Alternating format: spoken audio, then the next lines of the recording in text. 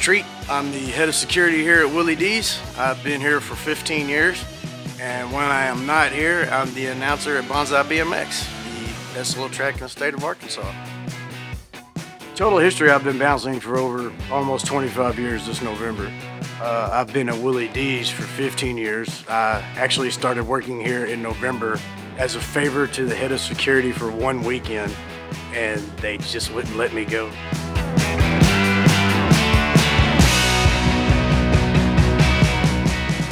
Aspects of my job, first and foremost, the safety and security of the wait staff, the patrons, and my piano players, and all my other fellow employees here is job one. If it wasn't for my other 9 guys and 2 girls that work for me, I would not be able to get my job done. They are the reason why that Willy D's runs as smoothly as it does.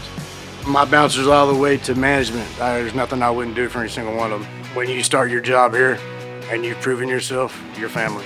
Period, point blank. That's just how it is. I worked at one of the best bars in Little Rock, and I will not go anywhere else. I love this place. And obviously, because I've been here almost 16 years, I will not leave unless Carmen fires me. So.